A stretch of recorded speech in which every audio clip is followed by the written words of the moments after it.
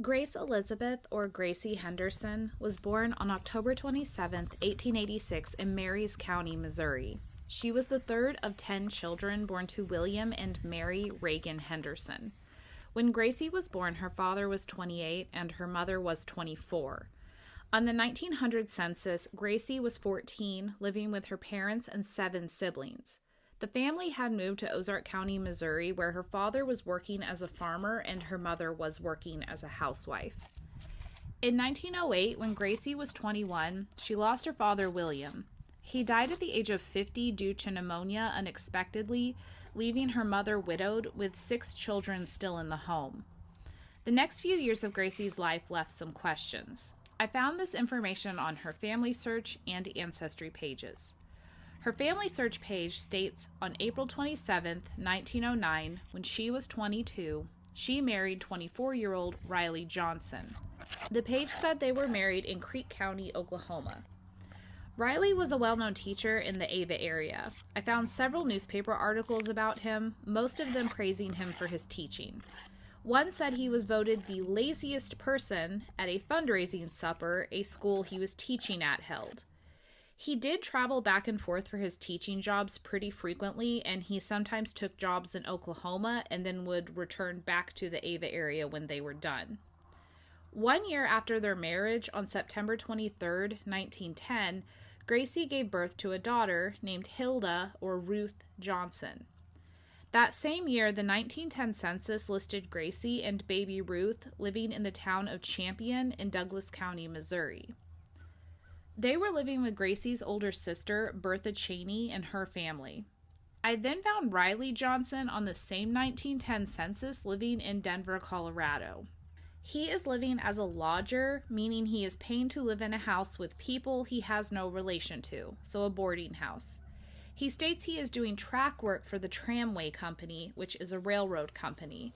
He also states he is not married and has no children. On Gracie's census, she stated she was married. Maybe they had split up before Riley left for Colorado. I'm really not sure. When the census is also only done every 10 years, it is hard to fill in the gaps sometimes. Gracie died only 1 year after that census was taken. Gracie passed away on February 11, 1911, at the age of 24. I wasn't able to find what her cause of death was. In 1916, 5 years after Gracie's death, 32-year-old Riley Johnson married 19-year-old Cora Davis. They would have 2 daughters together. As for their daughter Ruth, I don't believe she lived with her dad after Gracie died. 9 years after Gracie died, I found Ruth in the 1920 census. She was 10 years old and living in Fairview, Idaho with her grandma, Mary Henderson James, Gracie's mom. Mary Henderson had remarried to a man named Charlie James after her husband William died and had moved to Idaho with him.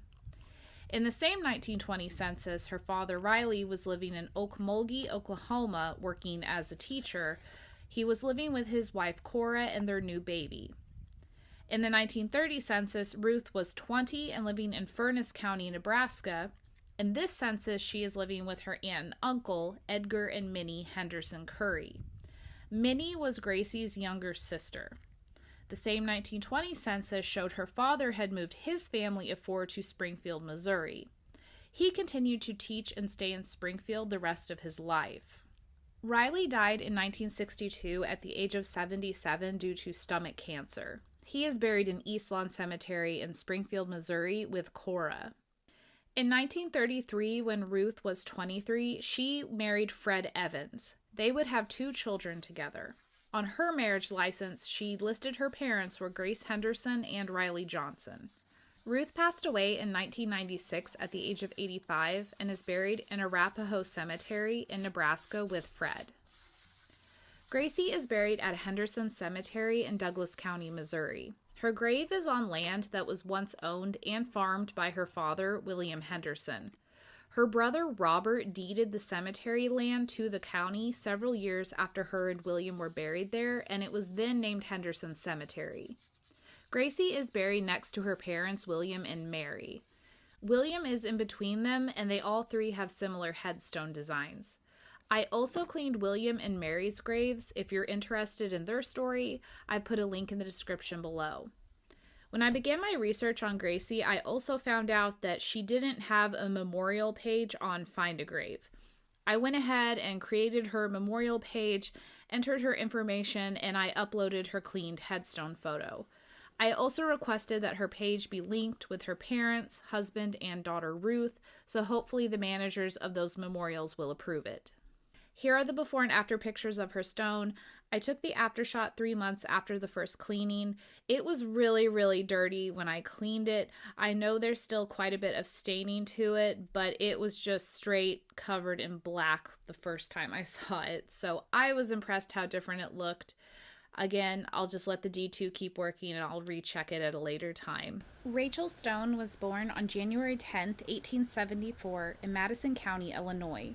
She was the only child of Alan and Sarah or Sally Cash Stone. When Rachel was born, her father was 21 and her mother was 16. On the 1880 census, I found Rachel. She was 6 years old and her family had moved to Ozark County, Missouri at that point. Her father was making his living as a farmer and her mother was working as a housewife. On February 4th, 1888, when Rachel was 14, she married 24-year-old Edward or Ed Crane. Ed also made his living as a farmer. Rachel would have 3 children with Ed over the next 10 years. 1 year after their marriage, at the age of 15, Rachel gave birth to their first child, a son named Wesley Ray Crane. 1 year later, at the age of 16, she had a daughter named Murdy. And then 4 years later, at the age of 20, she had another daughter named Essie Louise. Rachel passed away on August 3rd, 1898, at the age of 24. I wasn't able to find out what her cause of death was. When she died, it had been 4 years since she had her last child, so my guess was something related to childbirth or pregnancy. When Rachel passed away, she left behind her 3 very small children. Their ages were 9, 7, and 4. In 1903, 5 years after Rachel passed away, 39-year-old Ed Crane married 19-year-old Minnie Dobbs. In the 1910 census, Ed had moved his family from Ozark County to Woodward City in Oklahoma, where they would live the rest of their lives. Ed and Minnie would have 7 more children together, making a total of 10 children for Ed. After moving, Ed enrolled all of his kids in the public school nearby. All of Ed's children, with both Rachel and Minnie, would live well into adulthood. I did, however, find one sad story about Ed and Minnie's 3rd son, Orville. Orville was a veteran of World War II. He died in Texas at the age of 54 due to blunt force trauma to the head and a broken neck. The police report stated he had been run over by a car, dragged 36 feet, and the driver had left him to die. He was married and a father to 3 children. After moving to Oklahoma, Ed made his living off his land farming wheat. Find a Grave said the land his farm used to sit on has an airport on it today. In 1915, Ed ran for sheriff of Woodward County, but he did lose to the other candidate. Ed died in 1936 at the age of 70. He is buried in Elmwood Cemetery in Woodward County, Oklahoma. Minnie would pass away 37 years later in 1973 at the age of 89. She did remarry to a man named Buck Harmon after Ed died, but she is buried in Elmwood with Ed. Rachel is buried at the County Line Cemetery in Ozark County, Missouri. Find a Grave lists that both of Rachel's parents are also buried at the County Line Cemetery as well, but their graves are either gone or they are field stones. There is a large field stone right next to Rachel's grave, which I suspect is one of her parents. The County Line Cemetery has 2 other Cranes buried in it. They are 2 children named Horace and Thelma Crane. After a little bit of digging, I found out the children's father, Pleasant or Ples Crane, was Ed Crane's half-brother. So Rachel would have been the children's aunt. The children are buried at the opposite end of the cemetery from Rachel. When I say opposite end, I mean they are as far from her grave as they could possibly get, which made me wonder if the brothers didn't get along. Usually families related to each other buried loved ones in the same plot area or the same row. Rachel has the most ornate stone in the cemetery. It has several carvings of flowers on the side and the cool little design along the bottom of the base. Her stone has something carved on the top. It looks like it's possibly drapes or curtains opening up. My thought was it was something that symbolized her entering heaven. I'll pop a picture of it up in the video. If you have a better idea of what you think it is, let me know in the comments. I also thought maybe it looked like a blooming flower. I'm really not sure. Her epitaph reads at the bottom, "Rest, mother, rest in quiet sleep, while friends in sorrow weep." Here are the before and after pictures of her stone. I took the aftershot 3 months after the first cleaning. I'm not going to lie, I was a bit disappointed when I went back at how much of that black mold growth was still on the top of her stone, but you can read her stone and the epitaph clearly now. I also uploaded the clean photo to her Find a Grave. If you want everybody, it's Jessica with Headstone History. I just want to start this video off by apologizing if my voice sounds a bit raspy or unpleasant. It's because I am recovering from a sickness this week and I didn't want to miss a story. So enough about me, here's James's story. James Fontaine Decker was born on January 4th, 1834 in Pulaski County, Kentucky. He was the third of 11 children born to Andrew and Nancy Brown Decker. When James was born, his father was 22 and his mother was 23. James grew up in Pulaski County, Kentucky, where his father worked as a farmer and his mother worked as a housewife. On February 11th, 1854, when James was 20, he married 15-year-old Cassandra, or Cassie Mink Decker. James and Cassie raised their family in Rock Castle County, Kentucky. James worked as a farmer and Cassie as a housewife. James and Cassie would have 9 children together, 4 boys and 5 girls. Their names were Jonathan, Daniel, Rebecca, Belle, Mahala, Joseph, Amanda, Shepherd, and Nancy. Cassie would have her children from the age of 16 up until the age of 38. Around 1885 or 1886, James and Cassie's son, Jonathan Decker, decided to move west to Missouri. In their 60s at this point, James and Cassie and 6 of his siblings decided to go with him. They all traveled by wagon looking for a place with a good spring and plenty of wild game. They settled in Ozark County, Missouri, south of Dora. Not long after the move, Jonathan would buy a store in a small community called Birdtown. It is said the first store was yellow and he bought it from Ephraim Collins. He would later build a new bigger store there in 1917. Supposedly, building the store took 4 years to complete because the builders had to walk from Dora every day, which was a 6-mile walk there and a 6-mile walk back. The store was also built so that the nearby spring ran directly under it. That store is still standing today, over 100 years later, and the spring does still run underneath it.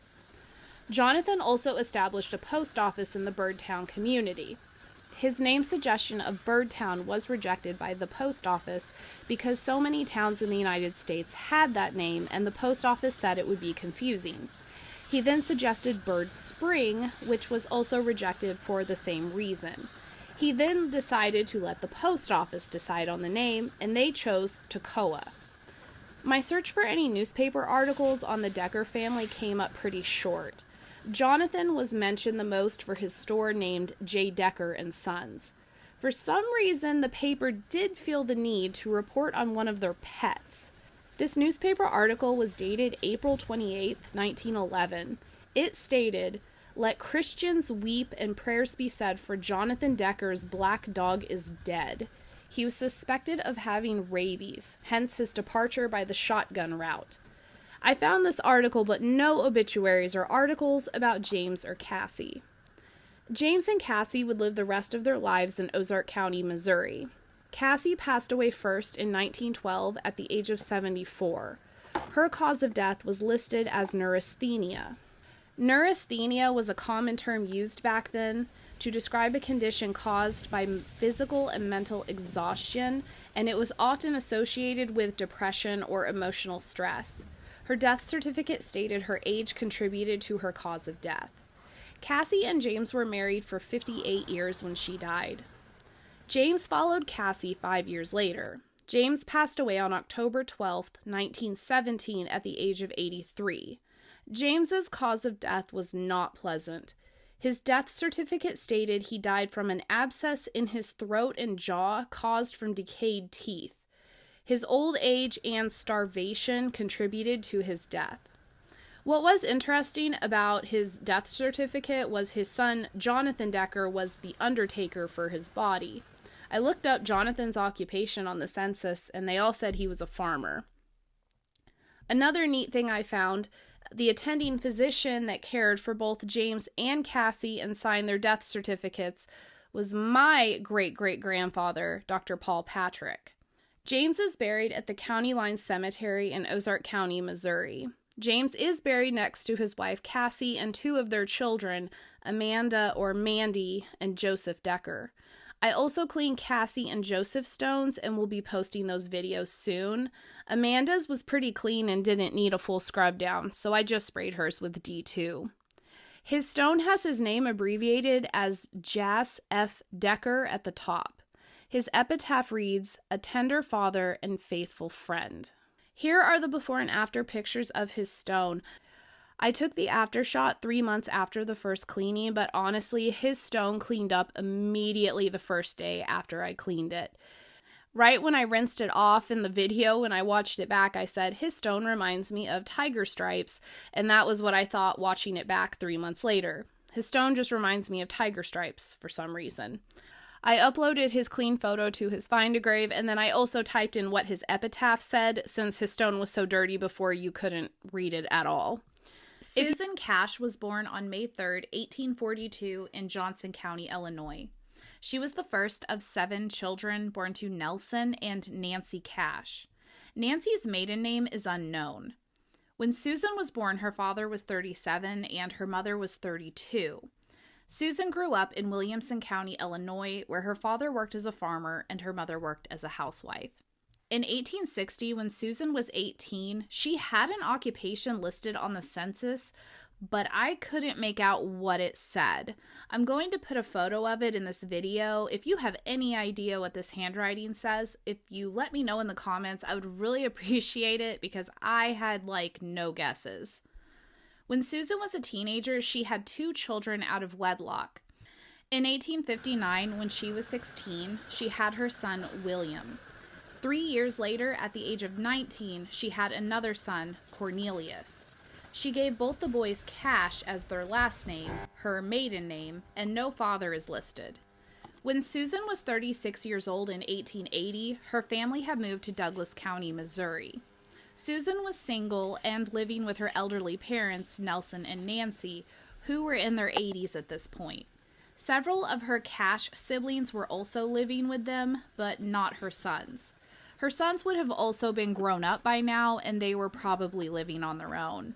When Susan was in her 40s, she married Stephen Hopper.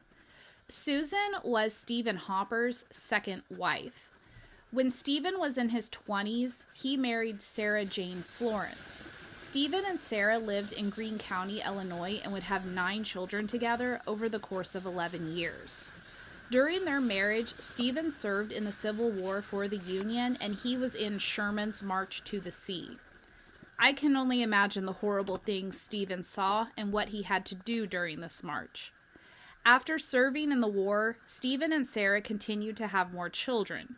Their last child was born in 1869. Sometime after this, Stephen and Sarah decided to get a divorce. A family story on his family search page says that after they had split up, Stephen took off with the children and he was headed for Missouri. He apparently didn't make it very far, and he was intercepted by the sheriff, and the children were returned to their mother. Stephen still ended up traveling to Ozark County, where he met Susan. On February 2nd, 1885, when Susan was 42, she married 53-year-old Stephen Hopper. Susan and Stephen did not have any children together, and the couple would only be married for 6 years due to Stephen's passing away. Stephen passed away first on May 29, 1891, at the age of 59. Susan would follow him 11 years later. Susan passed away on May 20th, 1902. Her stone says she was exactly 60 years and 17 days old when she passed. I wasn't able to find a death certificate for Stephen or Susan, and quite frankly, there are very few records of Susan. Again, if anybody can find anything more about her or any photos, let me know. I would appreciate any information. This was one of the harder stories I've had to do just because of the lack of info. Susan is buried at the County Line Cemetery in Ozark County, Missouri. Susan is buried next to her husband, Stephen. I also cleaned Stephen's grave and will be posting his video soon. Susan's son, William, is buried at a nearby cemetery in Ozark County called Sweeten Pond. When William died in 1940, the County Line Cemetery's road had been shut down and the church and cemetery had stopped being used. If William had even wanted to be buried by his mom, it probably wasn't an option. Her younger son, Cornelius, is buried in Elmira Cemetery in Arkansas County, Arkansas. Her stone has what looks like a rose engraved at the top. Her epitaph reads, "Rest, mother, rest in quiet sleep, while friends in sorrow o'er thee weep." Here are the before and after pictures of her stone. I took the after shot 3 months after the first cleaning, but her stone cleaned up immediately the first day I cleaned it.